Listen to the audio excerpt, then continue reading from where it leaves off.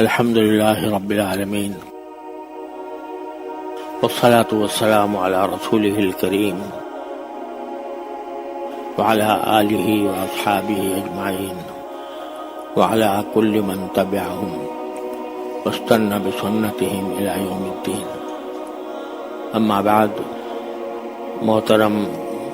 بزرگوں، دوستوں اور بھائیوں، السلام علیکم ورحمۃ اللہ وبرکاتہ۔ شعبان کا مہینہ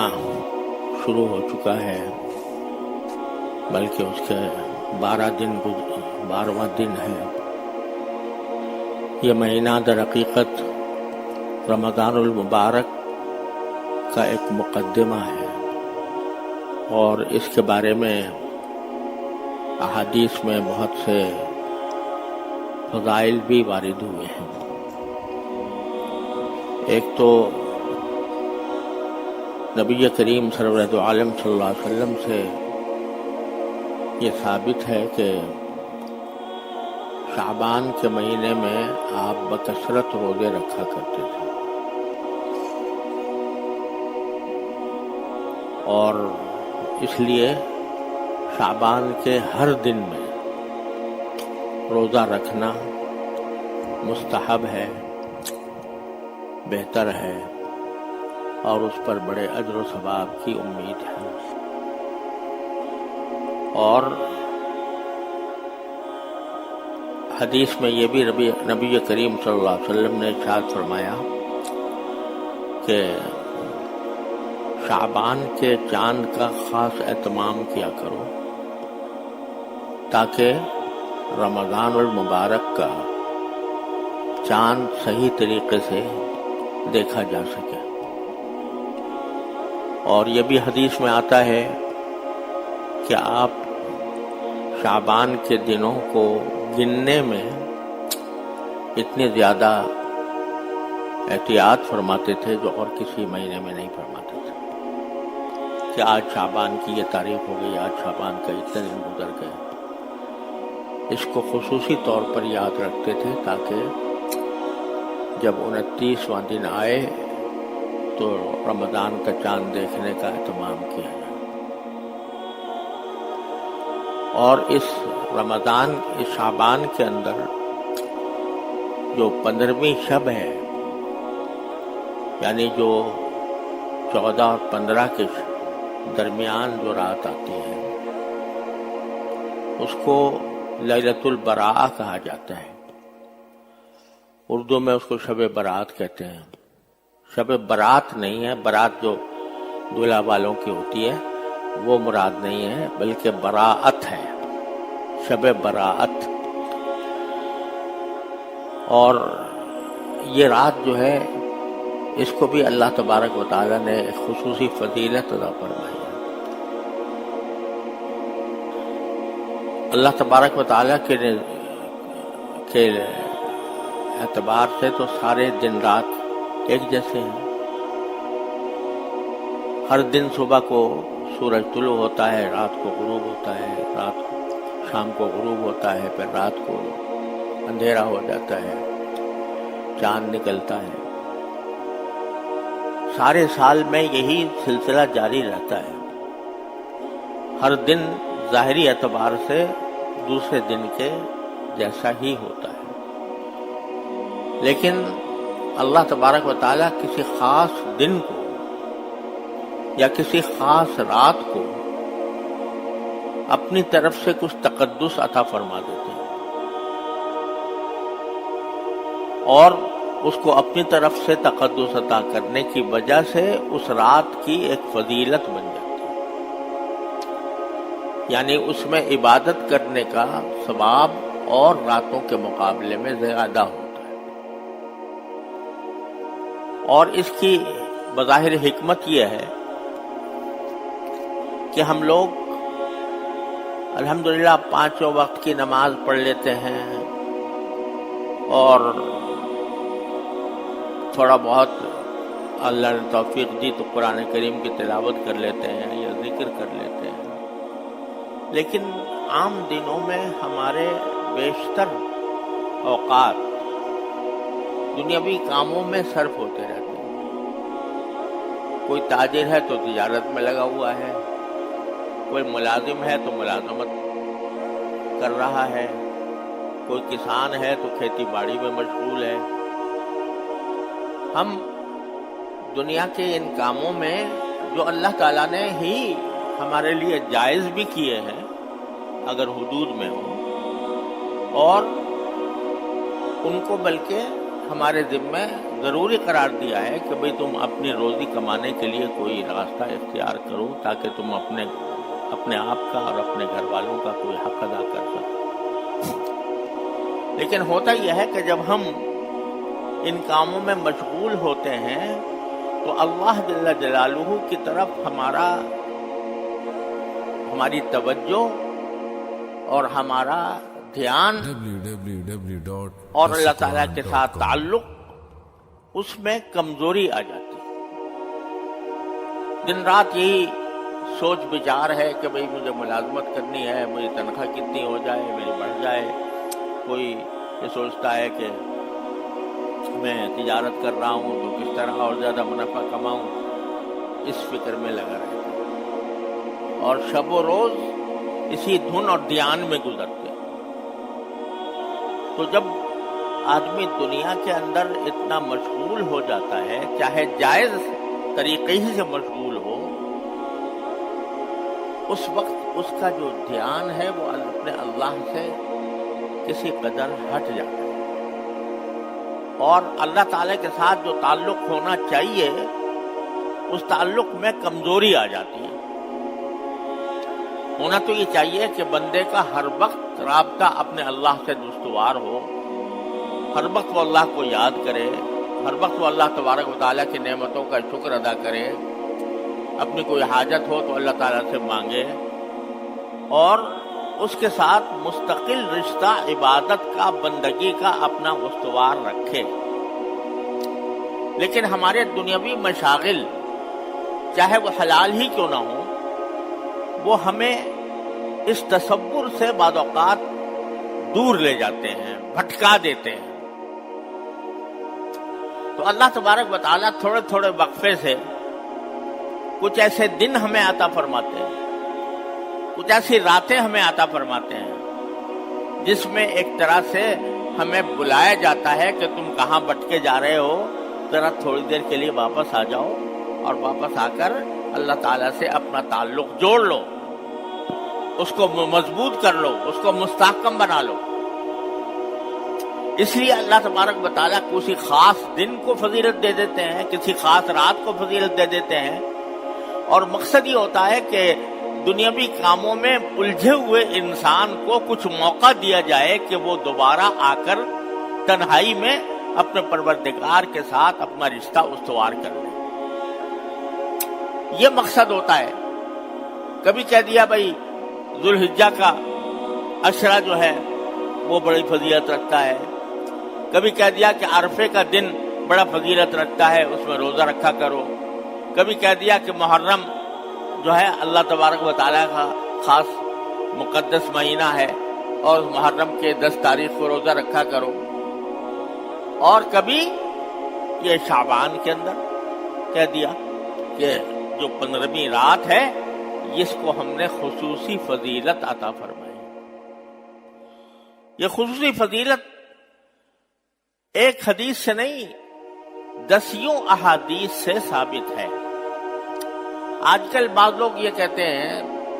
کہ شب برات کے بارے میں کوئی حدیث صحیح نہیں ہے، اور یہ بعض اوقات یہ نقطہ نظر پھیلایا جاتا ہے کہ اس رات کی کوئی اہمیت، خاص اہمیت نہیں ہے، کیونکہ کسی صحیح حدیث میں شب برات کی فضیلت وارد نہیں ہوئی، اور جو احادیث آئی ہیں وہ ضعیف ہیں، کمزور ہیں۔ لیکن خوب سمجھ لیجئے کہ اگرچہ اس شب برات کی فضیلت میں متعدد احادیث ضعیف ہیں، لیکن اس کے باوجود کچھ صحیح بھی ہیں، اور 17 صحابہ کرام رضی اللہ تعالی عنہم سے وہ احادیث مروی ہیں۔ 17 صحابہ کرام، مختلف روایات ہیں،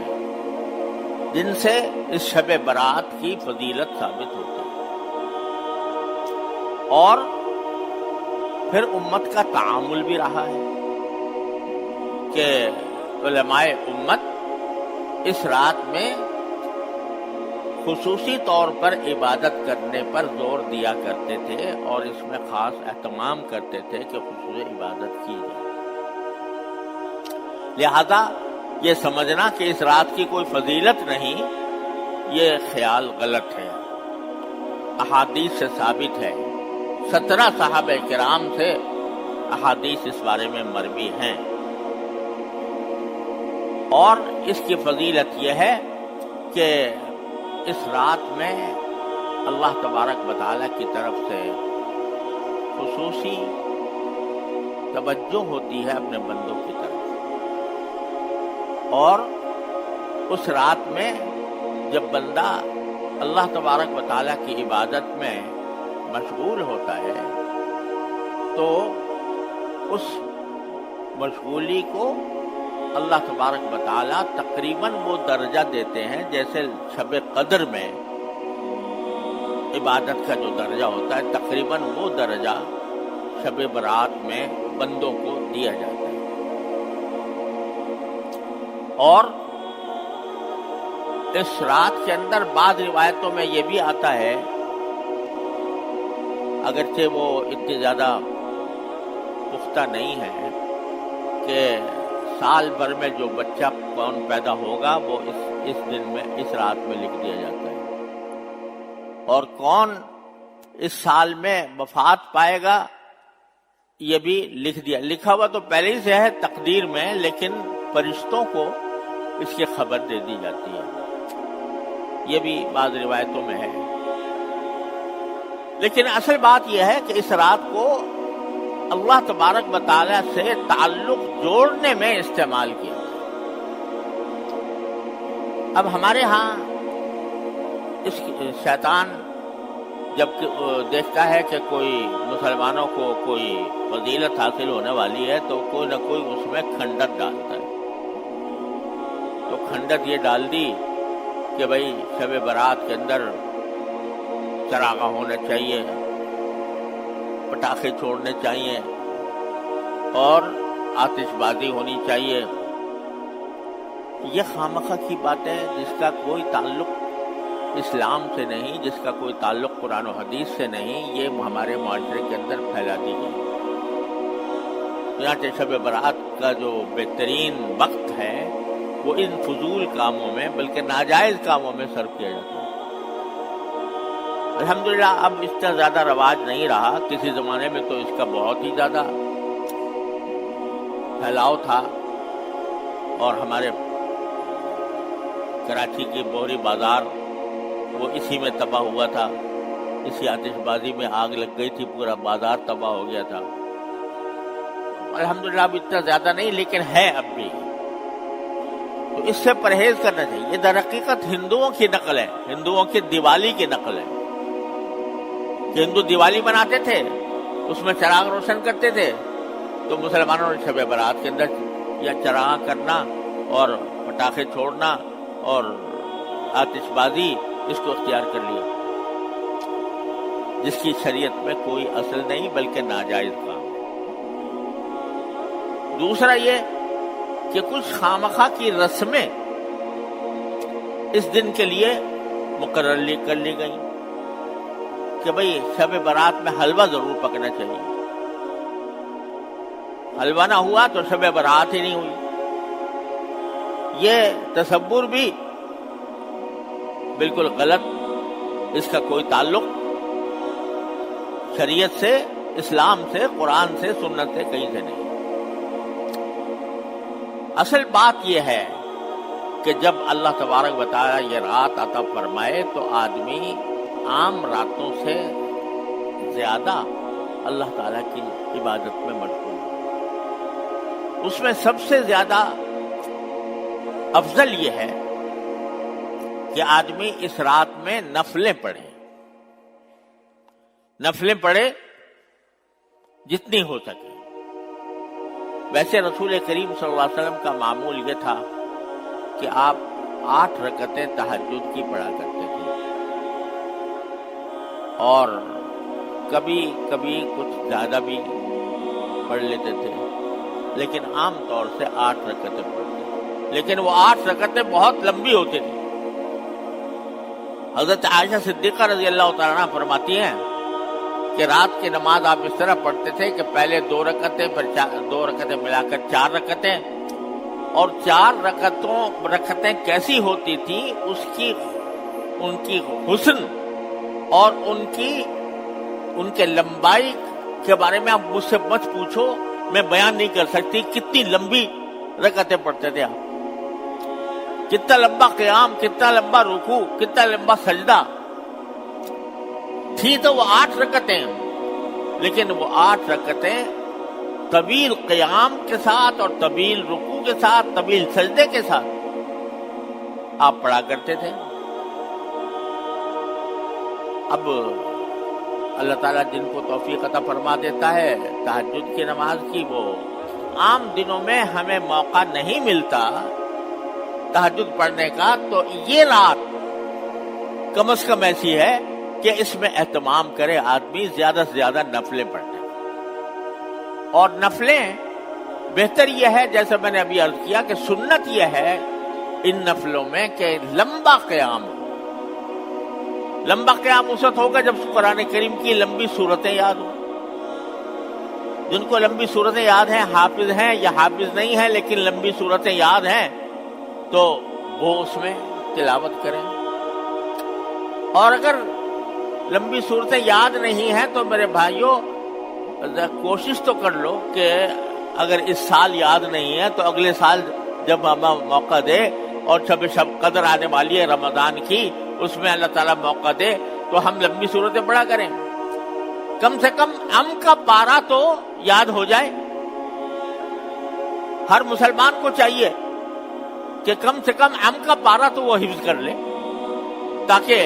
एक रकत में उसने सूरह नबा पढ़ ली, दूसरे में सूरह नाज़िआत पढ़ ली, तीसरे में सूरह अबस पढ़ ली, जो जरा निस्बतन लंबी सूरतें हैं वो पढ़ने को हर मुसलमान को चाहिए। ये कुछ आलिम का हाफिजी का काम नहीं है, ये हर मुसलमान को चाहिए कि वो लंबी सूरतें याद करे और इस नियत से याद करे कि नफलों में पढ़ा करूंगा। और फिर उसमें रुकू भी लंबा। रुकू में आमतौर से सुभान रब्बिल अजीम पढ़ते हैं, वो तो है ही मसनून, लेकिन अगर उसमें और तस्बीहात भी पढ़े तो बहुत ही अच्छा। सुभान अल्लाह, अल्हम्दुलिल्लाह, ला इलाहा इल्लल्लाह, अल्लाहु अकबर, ये सब कुछ पढ़ सकते हैं। और सजदे में सुभान रब्बिल आला आमतौर से पढ़ा जाता है और वही मसनून भी है, लेकिन उसमें दुआ भी, सजदे में दुआएं, मासूर दुआएं जो कुरान में आई है, रब्बना आतिना फिद दुनिया हसनतम व फिल आखिरति हसनतम व क़िना अज़ाबन्नार मसला। और वो दुआएं जो रसूल करीम सल्लल्लाहु अलैहि वसल्लम से मनकूल हैं, मुनाजात मकबूल में छपी हुई है, वो दुआएं मांगो अल्लाह तबारक व तआला से। तो ज्यादा से ज्यादा नफलें पढ़ना तन्हाई में, जमात इसमें नहीं है। ये रात जलसों की नहीं है, जुलूसों की नहीं है, ये इज्तिमाआत की नहीं है। सारा वक्त बदा औकात बस इसी मस्जिद के अंदर वो इज्तिमा हो रहा है, कव्वाली हो रही है, या उसमें